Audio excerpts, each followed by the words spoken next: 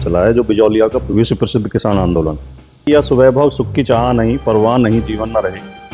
यदि इच्छा है तो यह है जग में स्वेच्छाचार दमन न रहे। जितने मूर्ख वो 10 साल पहले थे उतने ही मूर्ख 10 साल बाद है, जितने कट्टर 10 साल पहले थे उतने ही कट्टर 10 साल बाद है। लोगों को इतना ही पता नहीं है, वो बेचारे वो समाजवादी पार्टी के सदस्य होने को समाजवाद समझते हैं, लेकिन नाम रख लेने से कोई समाजवादी नहीं हो जाता। जैसे राष्ट्रीय स्वयंसेवक संघ राष्ट्रवाद की बात करता है, लेकिन राष्ट्रवाद से दूर दूर तक उनका लेना देना नहीं। राष्ट्र निर्माण में कोई योगदान आज तक आरएसएस का नहीं रहा। मुस्लिम लीग को भी अगर अंग्रेजी फाइनेंस करते थे, उन्होंने उसका गठन कराया, और हिंदू महासभा और आरएसएस का गठन भी अंग्रेजों ने कराया। तो मुस्लिम लीग हिंदुओं के खिलाफ नफरत फैलाती थी और हिंदू महासभा और आरएसएस मुसलमानों के खिलाफ नफरत फैलाते थे। झंडा राष्ट्रीय ध्वज स्वीकार किया गया, आरएसएस ने उसका विरोध किया। पटेल ने अपनी कलम से आरएसएस पर प्रतिबंध लगाया था 1948 में। 2 मौलाना बैठाएंगे दाढ़ी वाले, गोल टोपी वाले, 2 महाराज पकड़ के ले आएंगे मोटे मोटे बीज की माला पहन के और तिलक लगा के। लालटेन में जो लालटेन की कम रोशनी में अपराध करते हैं, तो लालटेन कम रोशनी तो देती है कम से कम। ये तुम्हारा कमल का फूल तो कीचड़ी पैदा करता है, ये तो कम रोशनी भी नहीं देता।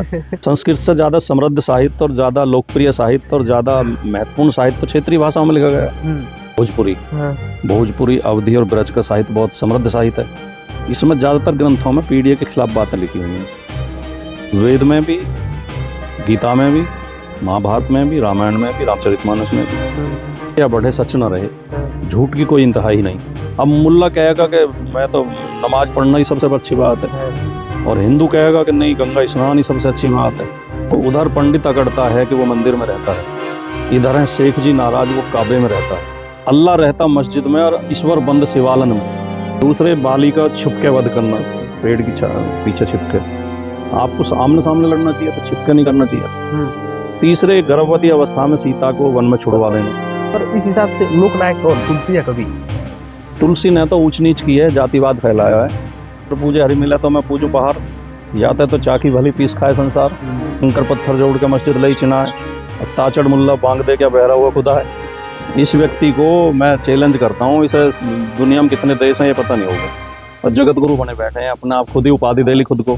मनुस्मृति कहती है स्त्री को कभी स्वतंत्र नहीं छोड़ना चाहिए, जो स्वतंत्र होते ही चरित्रहीन हो जाती हैं। निकालने की बात करते हैं, डेंटिंग पेंटिंग कर दूंगा, मई जून में शिमला बना दूंगा। ये भाषा किसी लोकतंत्र में सभ्य नेता की भाषा नहीं हो सकती। शाम तक धरना उठ जाना चाहिए, पुलिस उठा दे, नहीं तो हम खुद आके उठा देंगे। खड़े हुए, गोली चली और उसके बाद दिल्ली में दंगे फैल गए।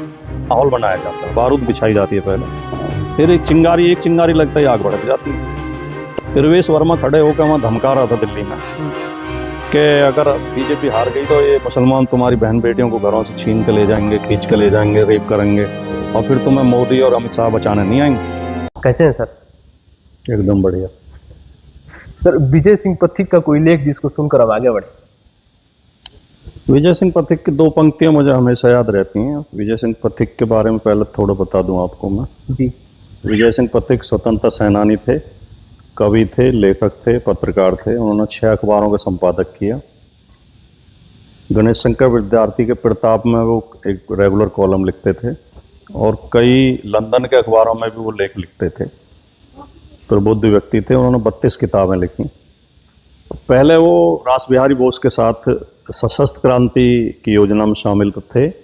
बाद में वो 1920 के बाद वो गांधीवादी हो गए, और गांधी जी के अहिंसा आंदोलन के आधार पर उन्होंने आंदोलन चलाया, जो बिजौलिया का विश्व प्रसिद्ध किसान आंदोलन। तो पथिक जी की 2 पंक्तियां हैं कि यह स्वैभव सुख की चाह नहीं, परवाह नहीं, जीवन न रहे। यदि इच्छा है तो यह है जग में स्वेच्छाचार दमन न रहे।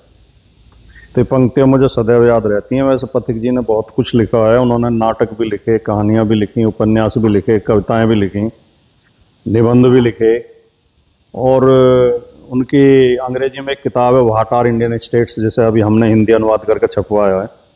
अच्छा सर, पहले के राजकुमार भाटी जी में और अब के राजकुमार भाटी जी में क्या अंतर है? नहीं देखिए, ये तो प्रकृति का नियम है। मनुष्य हर पल बदलता रहता है, हर समय कुछ सीखता है, कुछ मैच्योर होता है। तो मैं खुद अपने आप में परिवर्तन महसूस करता हूँ कि पहले मैं और अब में परिवर्तन है। पहले मुझे गुस्सा जल्दी आ जाता था, पहले मैं इरिटेट जल्दी हो जाता था, कुछ हल्की बात भी कह देता था। लेकिन मेरा अपना निजी अनुभव ये है कि कुछ लोग होते हैं जो अपने अनुभव से लगातार सीखते हैं और लगातार प्रगति करते हैं, कुछ ना कुछ विकास करते हैं, अपने आप को आगे बढ़ाते हैं। हाँ। और कुछ लोग मैंने ऐसे देखे हैं कि वो उनका पूरा जीवन चला जाए लेकिन वो वहीं के वहीं मिलते हैं, उनका बौद्धिक स्तर भी, उनका मानसिक स्तर भी और सोचने का तरीका भी, उसमें कुछ परिवर्तन ही नजर नहीं आता, कोई विकास ही नजर नहीं आता। जितने मूर्ख वो 10 साल पहले थे उतने ही मूर्ख 10 साल बाद हैं, जितने कट्टर 10 साल पहले थे उतने ही कट्टर 10 साल बाद हैं। हाँ, कट्टर।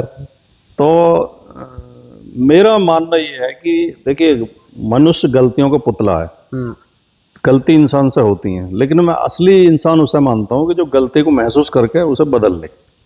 जैसे मैं आपको एक उदाहरण के तौर पे बताऊं, मैं 1993, 94, 95 में पत्रकारिता में था। मैं एक अखबार का समाचार संपादक था, लोकल अखबार निकलता था, इवनिंग डेली हमारे यहाँ गाजियाबाद से, हिंट नाम से, बहुत अच्छा अखबार था, दैनिक हिंट। मैं उसमें 3 साल तक समाचार संपादक रहा। तो हम गांव से आए हैं, देहाती पृष्ठभूमि से। तो गांव में आमतौर पे बोलचाल में सेंटेंस के बीच बीच में गाली का प्रयोग लोग करते हैं। वो मुझे भी आदत थी, गांव की आदत। लेकिन मैंने वहाँ ये महसूस किया कि जब जैसे ही मेरे मुंह से गाली निकलती है तो वो बाकी लोग हंसने लगते थे, मुस्कुराते थे आपस में, मुंह छिपा के ऐसे कर। तो मुझे महसूस हुआ कि ये तू गलती कर रहा है, गलत। तो मैंने धीरे धीरे अपने आप को कंट्रोल किया। और अब मतलब ये बात तो 93-94 की है, मुझे साल भर कम से कम लगा कंट्रोल करने में। गलती से फिर भी कभी कभी निकल जाती थी, लेकिन मुझे एकदम दिमाग में एकदम ध्यान आ जाता था कि तेरे मुंह से गाली निकल गई। और उसके बाद लगभग अब 30 साल हो गए, 30 साल से कभी मेरी बातचीत में मेरे मुंह से गाली नहीं निकलती। तो इस तरह आदमी को अपने आप को परिवर्तित करना चाहिए। जो कमी नजर आए उस कमी को स्वीकार करके, महसूस करके। पहले मुझे, जब मैं शुरू में मैंने टीवी डिबेट्स में बैठना शुरू किया तो मुझे बहुत गुस्सा आता था। और जब अगला आदमी मतलब तेज स्वर में बोलता था तो मैं भी और तेज तेज चिल्लाने लगता था और मैं भिड़ जाता था। लेकिन फिर धीरे धीरे मुझे ये महसूस हुआ कि इस चीखने चिल्लाने का, भिड़ने का कोई फायदा नहीं है, सुनने वालों की समझ में कुछ नहीं आता। अब अगर अगला आदमी डिस्टर्ब करता है तो मैं चुप हो जाता हूँ। मैं कहूँगा अच्छा भाई साहब पहले आप अपनी बात कह लो फिर मैं कहूँगा। तो वो उसे भी शर्मिंदगी होती है, फिर वो भी चिल्लाने के बजाय फिर कहते हैं अच्छा चलो चलो कहो आप अपनी बात। तो इस तरह आदमी को लगातार परिवर्तन करना चाहिए। तो आपने जो सवाल पूछा कि पहले के राजकुमार भाटी में, अब में, विचार तो मेरी विचारधारा तो लगभग वही है। विचारधारा मेरी परिवर्तित हुई नहीं है। मैं कॉलेज टाइम से ही मेरी सोच समाजवाद की तरफ, पंथ निरपेक्षता की तरफ, सामाजिक न्याय की तरफ हो गई थी। 90 में जब मंडल आयोग की सिफारिशें लागू हुई, उस समय मैं एमए का स्टूडेंट था। मैं तब से ही मंडल के समर्थन में था, आरक्षण के समर्थन में था, सामाजिक न्याय के समर्थन में था। पढ़ पढ़ के और अच्छे लेखकों को पढ़ के और अच्छी किताबें पढ़ के वो सोच और मजबूत हुई है। तो मेरा सामाजिक न्याय में, समाजवाद में, पंथ निरपेक्षता में गहरा विश्वास है और लोकतंत्र में गहरा विश्वास है, न्याय के शासन में गहरा विश्वास है। अच्छा सर, आपने कहा कि शुरू से ही हमने समाजवादी विचारधारा के थे, तो सर ऐसा क्या था समाजवादी में जो आपको शुरू से ही मतलब अपने तरफ आकर्षित कर लिया? देखिए, जो भी राजनीतिक विचारधाराएं हैं उनमें समाजवाद सबसे अच्छी विचारधारा है। और दुनिया की सारी समस्याओं की एक जो वो है समाधान, वो समाजवाद में ही है। समाजवाद का सरल सा अर्थ है, बहुत लोग समाजवादी होते हुए भी समाजवाद का मतलब नहीं समझते जी। समाजवाद का सरल और सीधा अर्थ है गैर बराबरी को दूर करना, भेदभाव को दूर करना, हर तरह की गैर बराबरी को समाप्त करना ही समाजवाद है। डॉक्टर लोहिया ने सप्त क्रांति की बात की थी, तो उन्होंने 7 तरह के भेदभाव चिन्हित किए कि अमीरी गरीबी के बीच भेदभाव। ये अभी भी हमारे पूर्वांचल साइड में रहता है सर, कि ऊंच नीच, अमीर गरीब, जातिवादी। नहीं है तो पूरे देश में। हाँ। जब कोई समस्या होती है तभी तो उसे दूर करने का प्रयास किया जाता है। तो ये उन्होंने चिन्हित किए कि 7 तरह के भेद हैं, जिसमें धर्म के आधार पर भेदभाव, जाति के आधार पर भेदभाव, स्त्री पुरुष का भेदभाव, गांव शहर का भेदभाव और भाषा के आधार पर भेदभाव। तो उन सबको दूर करना ही समाजवाद का लक्ष्य है। तो समाजवादी विचार, कुछ लोगों को इतना ही पता नहीं है, वो बेचारे वो समाजवादी पार्टी के सदस्य होने को ही समाजवाद समझते हैं। पार्टी अलग बात है और समाजवाद अलग बात है। ये सही है कि समाजवादी पार्टी समाजवादी की विचारधारा पे चलती है, लेकिन नाम रख लेने से कोई समाजवादी नहीं हो जाता। हाँ। जैसे राष्ट्रीय स्वयंसेवक संघ राष्ट्रवाद की बात करता है, लेकिन राष्ट्रवाद से दूर दूर तक उनका लेना देना नहीं है। हाँ।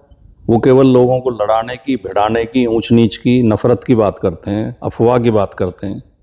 राष्ट्र निर्माण में कोई योगदान आज तक आरएसएस का नहीं रहा। तो वो तो हमेशा मानते हैं कि नहीं, हमने राष्ट्र निर्माण में अपना बहुत सा योगदान दिया। तो बताएं कौन से राष्ट्र निर्माण में दिया? हेडगेवार जी ने योगदान दिया, अपना सब कुछ न्यौछावर कर दिया। देखिए, ये जो उस समय अंग्रेज जब 1857 क्रांति हुई तो हिंदू मुसलमान सब मिलकर लड़े। तो अंग्रेजों को ये चिंता होगी कि अगर ये भारत के नागरिक एक होकर हमारे खिलाफ खड़े हो गए, तो अंग्रेज तो 1 लाख के करीब ही थे। हाँ, और देश की आबादी 30 करोड़ थी। तो 30 करोड़ लोगों को हम कैसे कंट्रोल कर पाएंगे? तो उन्होंने पॉलिसी बनाई डिवाइड एंड रूल की, फूट डालो रणनीति कि इनमें फूट डालो, भारत हिंदू मुसलमान को आपस में लड़ाओ। तो अंग्रेजों की शहपैई और अंग्रेजों की मदद से ही जो उस समय के मुस्लिम कट्टर संगठन थे वो खड़े हुए, और हिंदू कट्टर संगठन भी उनकी मदद से ही खड़े हुए। मुस्लिम लीग को भी अगर अंग्रेजी फाइनेंस करते थे, उन्होंने उसका गठन कराया, और हिंदू महासभा और आरएसएस का गठन भी अंग्रेजों ने कराया। और इन्हें एक ही काम दिया कि तुम्हें आपस में हिंदू मुसलमानों को लड़ाना।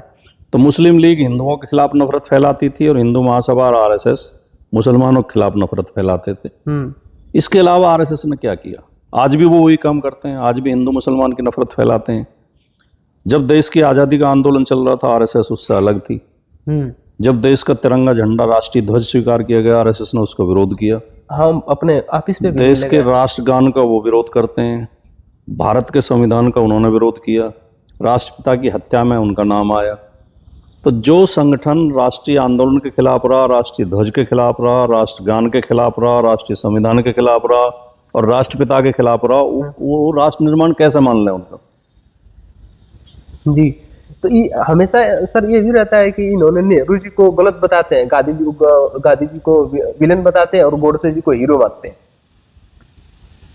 देखिए, नेहरू, अंबेडकर, गांधी और लोहिया ये भारत का सौभाग्य थे, और सरदार पटेल ये भारत का सौभाग्य था कि आज़ादी के समय ऐसे नेता हमारे पास थे।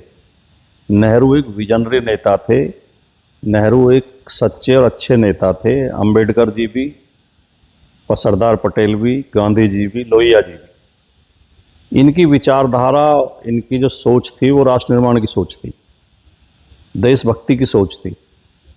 और आरएसएस इन सब के खिलाफ रहा हमेशा।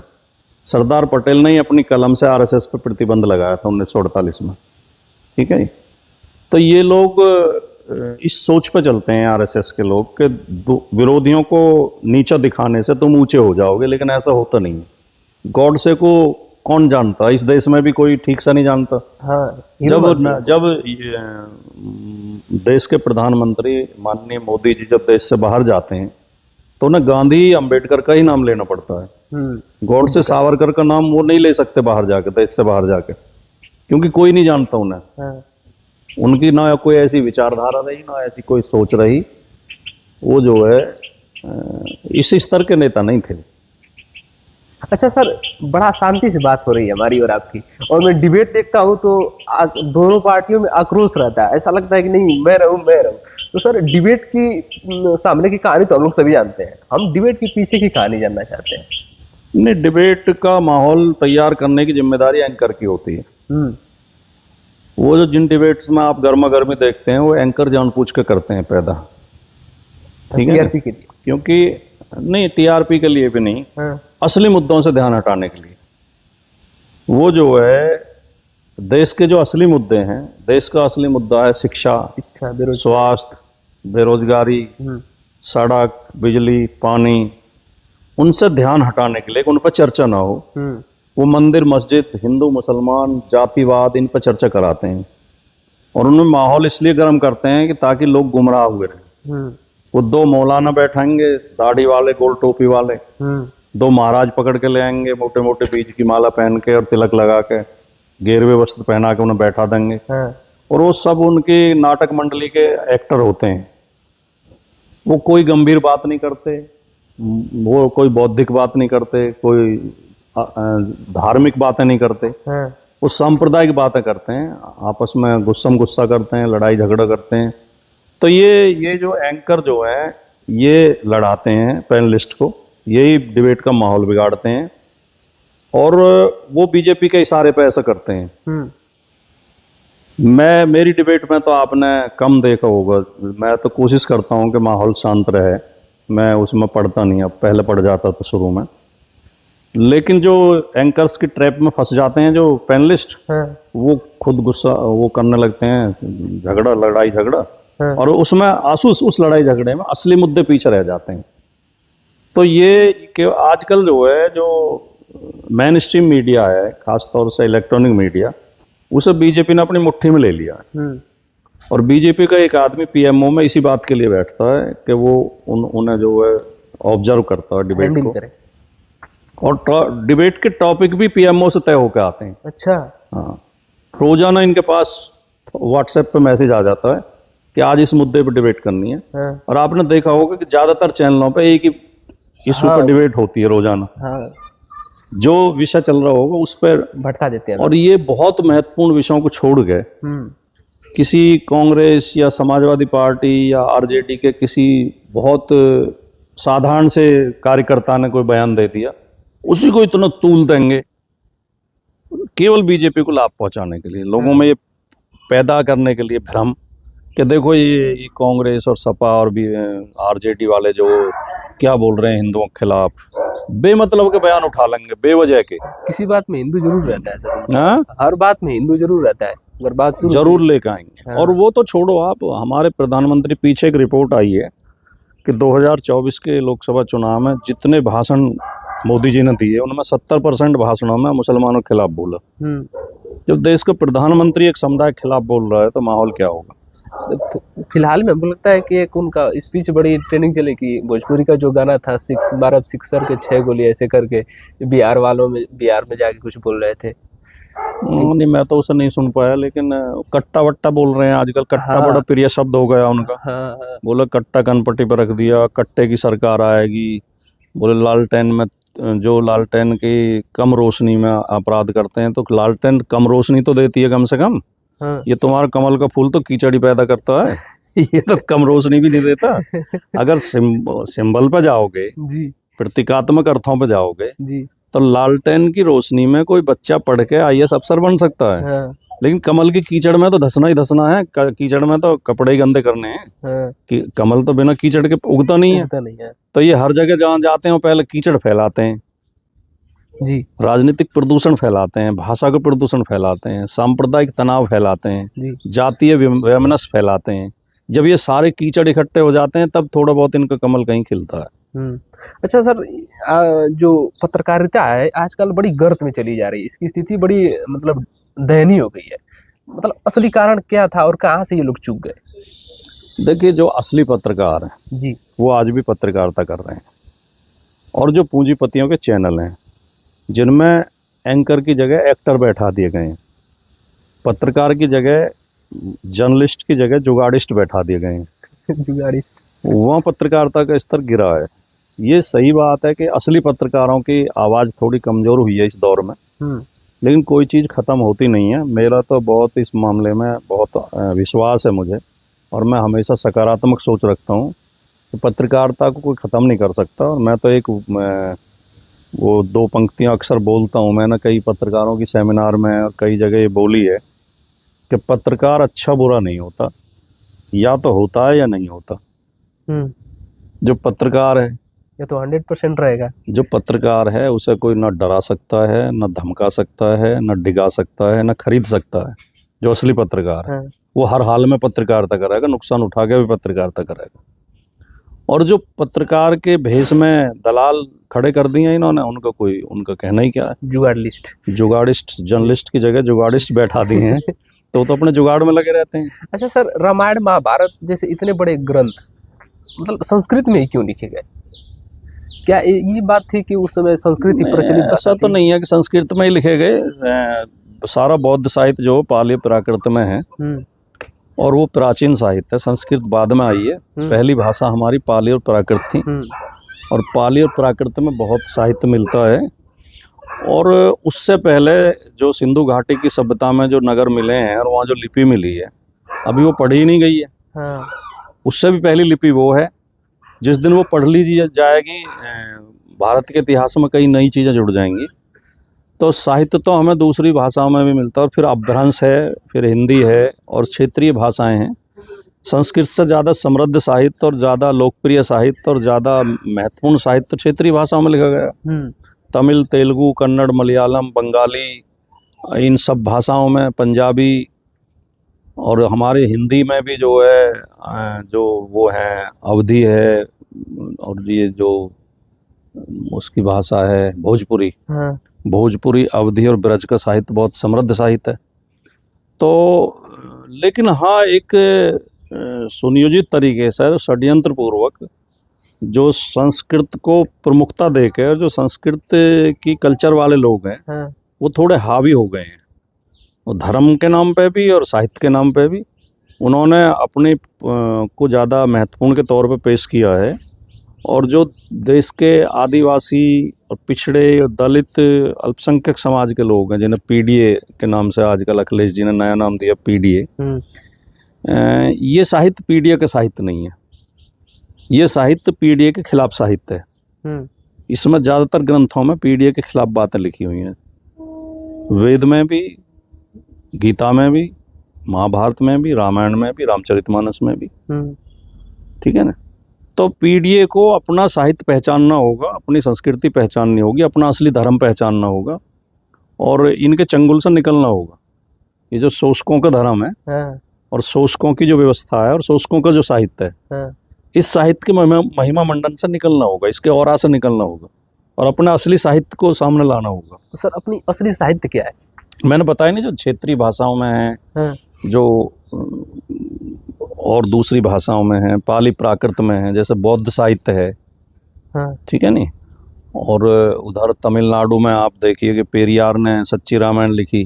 पेरियार। ठीक है नहीं। और हमारे ज्योतिबा फुले के लिखे हुए गुलामगिरी है, दूसरी पुस्तकें हैं उनकी। तो इन पुस्तकों को ज़्यादा चर्चा में नहीं लाया गया, तो इसलिए नहीं कि पीडीए के लोग जागरूक नहीं है। अब धीरे धीरे जागरूक हो रहे हैं। अब जैसे जैसे जागरूक होंगे तो आप देखना कि वो सामने आएगा। तो सर, जैसे धर्म और विज्ञान का क्या संबंध है आपके अनुसार, और क्या इसमें विषमता है? धर्म और विज्ञान दोनों महत्वपूर्ण विषय हैं, और दोनों मानव कल्याण के से संबंधित हैं। विज्ञान में तो कोई मतभेद नहीं है, क्योंकि विज्ञान प्रमाण के साथ चलता है।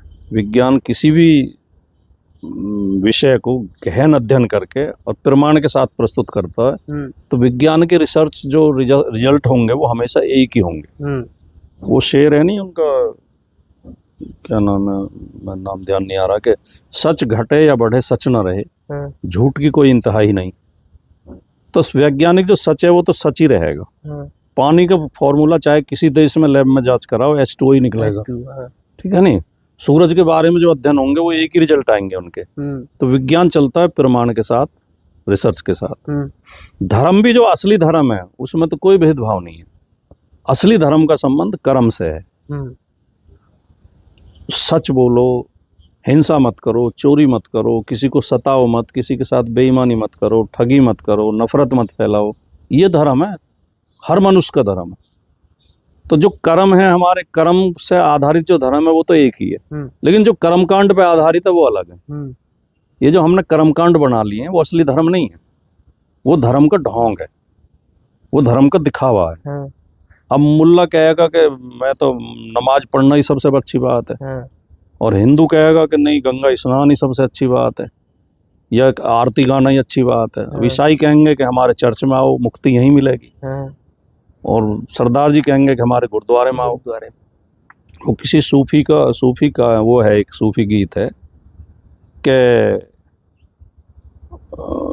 उधर पंडित अकड़ता है कि वो मंदिर में रहता है, इधर है शेख जी नाराज वो काबे में रहता है।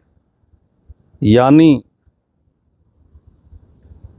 ईश्वर, यानी अल्लाह ऊपर अल्लाह रहता मस्जिद में और ईश्वर बंद शिवालन में।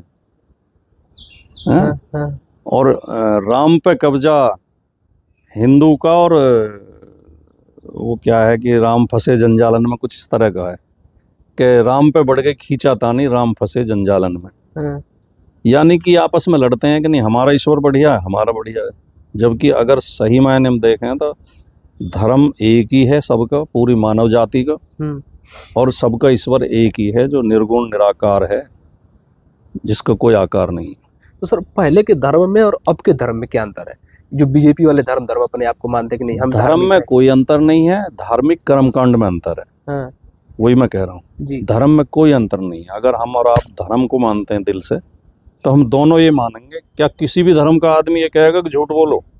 ना, क्या किसी भी धर्म का आदमी ये कहेगा कि हिंसा करो, ना, ठगी करो, चोरी करो, लूट करो, ठीक है नहीं, या नफरत फैलाओ? हर धर्म मोहब्बत की, जो मानव धर्म है, असली मानव धर्म, वो आपस में प्यार की बात करेगा, सद्भाव की बात करेगा, अहिंसा की बात करेगा, मेल मोहब्बत की बात करेगा, सच्चाई के रास्ते की, परिश्रम करो, मेहनत का खाओ, ठीक है नहीं, यही धर्म है, असली धर्म यही है। अच्छा सर, वाल्मीकि रामायण की वो बातें जो नहीं होनी चाहिए आपके अनुसार? देखिए, वाल्मीकि की जब रामायण हम पढ़ते हैं, हम वाल्मीकि रामायण और महाभारत हमारे दो महान ग्रंथ हैं, और ये दुनिया के जो महाकाव्यों की जब सूची बनाई जाती है तो पहले दूसरे नंबर पर इनका नंबर आता है, लोकप्रियता में भी और गुणवत्ता में भी, ठीक है नहीं। और वाल्मीकि अच्छे कवि थे, उनकी बहुत अच्छी भाषा में उन्होंने बहुत सुंदर महाकाव्य लिखा। लेकिन ये महाकाव्य हैं दोनों, एपिक हैं ये, महाभारत भी और रामायण भी। हमारी मूर्खता या हमारी नासमझी ये है कि हमने इन्हें धर्म ग्रंथ या इतिहास समझ के पढ़ना शुरू कर दिया। ये ना तो धर्म ग्रंथ है ना ये इतिहास है, इनमें कहानी कही गई है, कविताएं कही गई हैं, तो इन्हें महाकाव्य की तरह ही हमें पढ़ना चाहिए। मैं दोनों का बहुत प्रशंसक हूँ और बहुत समर्थक हूँ, बहुत महान ग्रंथ हैं, बहुत अच्छे ग्रंथ हैं। लेकिन बाद में इनमें कुछ छिपक भी जुड़ गए हैं। वाल्मीकि ने महाभारत में, रामायण में 24,000 श्लोक लिखे थे। अब लगभग 72,000 श्लोक मिलते हैं अलग अलग उनमें संस्करणों में। 3 संस्करण मुख्य मिलते हैं रामायण के, जिनमें 12,000 श्लोक ऐसे हैं कि जो एक में हैं लेकिन दूसरी में नहीं है। तो इनमें जो है, जो फालतू जो जोड़ दिए गए बाद में, उनमें कुछ चीज़ें खराब हैं। वाल्मीकि ने जो लिखा था, शुद्ध जो रामायण थी, वो एक बहुत शुद्ध साहित्यिक और अच्छे शिक्षा देने वाली रामायण थी। तो वाल्मीकि रामायण में जो आज के दौर में मौजूद है, मैं 4-5 घटनाएं ऐसी हैं जिनसे मैं सहमत नहीं हूँ, चाहे वो वाल्मीकि ने लिखी थी या नहीं लिखी थी। जैसे कि शूर्पणखा की नाक काट देना। आप किसी भी अपराध में किसी महिला की नाक किसी को नहीं काटनी चाहिए। दूसरे, बाली का छुप के वध करना, पेड़ की पीछे छिप के। आपको आमने सामने लड़ना चाहिए था, छिप के नहीं करना चाहिए था। तीसरे, गर्भवती अवस्था में सीता को वन में छुड़वा देना। और चौथे, सम्मुख तपस्यारत सम्मुख की गर्दन काट देना। तो ये घटनाएं ऐसी हैं जिनसे हम सहमत नहीं हो सकते। लेकिन जब हम आलोचना करते हैं जी, तो महाकाव्य की करते हैं, ये किसी धर्म की आलोचना नहीं है। कुछ अल्पबुद्धि लोग ये कहने लगते हैं धर्म पे हमला कर रहे हो, धर्म के खिलाफ बोल रहे हो। यार वो कविता है, और रामायण हर यूनिवर्सिटी में, हर कॉलेज में साहित्य के विभाग में ही पढ़ाई जाती है, और साहित्य में आलोचना भी एक विधा है। तो सर इस हिसाब से लोकनायक कौन, तुलसी या कवि? नहीं, तुलसी में तो लोकनायक के कोई गुण ही मौजूद नहीं है। तुलसी ने तो ऊंच नीच की है, जातिवाद फैलाया है, पाखंड फैलाया है, अंधविश्वास फैलाया है, स्त्रियों के खिलाफ तुलसी हैं, शूद्रों के खिलाफ तुलसी हैं। तो उसे तो लोकनायक कह ही नहीं सकते। लोकनायक, अगर लोकनायक के गुण मिलते हैं तो कबीर में मिलते हैं, क्योंकि कबीर अंधविश्वास के खिलाफ बोलते हैं, जात पात के खिलाफ बोलते हैं, ऊंच नीच के खिलाफ बोलते हैं, सामाजिक बुराइयों के खिलाफ बोलते हैं। और कबीर बिना जाति धर्म के भेद गए, वो हिंदुओं को भी ललकारते हैं और मुसलमान को भी ललकारते हैं। वो कहते हैं कि पत्थर पूजे हरि मिले तो मैं पूजू पहाड़, याते तो चाकी भली पीस खाए संसार। लेकिन साथ ही साथ वो मुसलमानों को भी ललकारते हैं कि कंकर पत्थर जोड़ के मस्जिद लई चिनाए, और ताचड़ मुल्ला बांग दे क्या बहरा हुआ खुदा है। तो दोनों को बराबर दृष्टि से वो आलोचना करते हैं। तो सही लोकनायक तो कबीर ही हैं। सर मैंने जगत गुरु का एक वीडियो देखा तो उन्होंने मनुस्मृति को शाश्वत संविधान कहा। नहीं, पहले तो ये बताओ जगत गुरु की उपाधि किसने दी उन्हें? अपने से अपना बड़ा वो रहते हैं कि नहीं मैंने सब कुछ संस्कृत में कहा, हमको नहीं, वो संस्कृत खुद ही दे रहे हैं मतलब। हाँ अब मैं कहने लगूँ विश्व स्वामी कहने लगूँ खुद को, तो मैं हो जाऊंगा क्या? मैं कहने लगूँ कि सारी दुनिया मेरी मुट्ठी में है, मैं ट्रम्प से भी बड़ा आदमी हूँ, तो मैं हो जाऊंगा? ये पहली बात तो यही मूर्खता जगत गुरु कहना। जगत गुरु की कोई उपाधि नहीं है। और आपको भारत में भी मुट्ठी भर लोग जानते हैं और पहचानते हैं, पूरा भारत ही आपको नहीं जानता, जगत तो आपको पता भी नहीं होगा कितना बड़ा है। इस व्यक्ति को मैं चैलेंज करता हूँ, इसे दुनिया में कितने देश हैं ये पता नहीं होगा, और जगत गुरु बने बैठे हैं, अपने आप खुद ही उपाधि दे ली खुद को। संस्कृत बोलते हैं कि तो पहली बात तो ये जगत गुरु कोई उपाधि नहीं है, ये लोगों को बहकाने की बात है जगत गुरु। और काहे के गुरु? क्या शिक्षा दी है आपने? कोई रिसर्च की है? कोई नई खोज की है आपने? कोई ज्ञान विज्ञान में किसी समस्या का हल किया आपने? किसी बीमारी की दवा खोजी है? काहे के जगत गुरु हो आप? लोगों में अंधविश्वास फैलाते हो, ऊंच नीच फैलाते हो, जातिवाद फैलाते हो, ठीक है?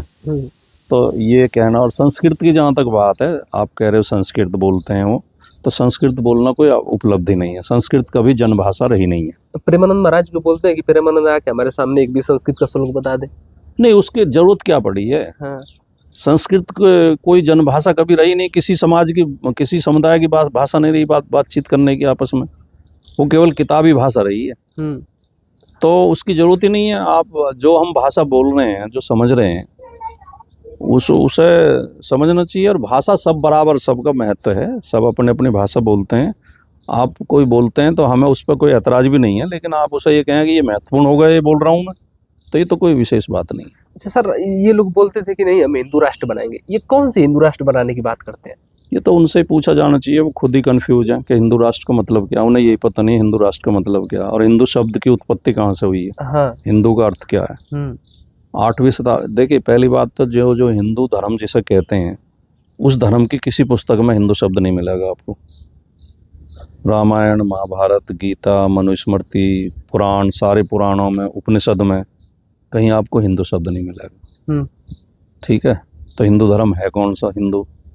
ये हिंदू शब्द आया 8वीं शताब्दी में, जब अरब के फारस के लोग इधर आने शुरू हुए।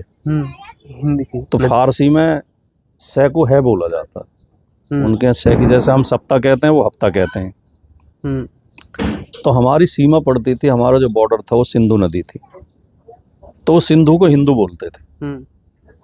तो हमारा संबंध जो इंडस का भी उसी से, जो इंडिया कहा उन्होंने, यूरोप के लोगों ने, तो इंडिया भी उसी सिंधु नदी से ही है। सिंधु नदी को अंग्रेजी में इंडस बोलते हैं, लैटिन में, और ये हिंदू बोलते हैं फारसी में। तो हमें इंडिया या हिंदुस्तान जो कहा गया, या हिंदू शब्द या हिंदी शब्द जो है, ये सब ये सिंधु नदी से संबंधित है। अच्छा सर, 1947 से पहले देशभक्ति का क्या मतलब था और अब की देशभक्ति का क्या मतलब है? 1947 से पहले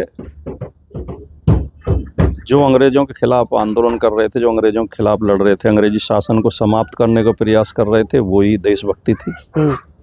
47 में देश आज़ाद होने के बाद जो भारतीय समाज में एकता का प्रयास कर रहे हैं, मेल मोहब्बत का प्रयास कर रहे हैं, संविधान की रक्षा का प्रयास कर रहे हैं, वही देशभक्ति है।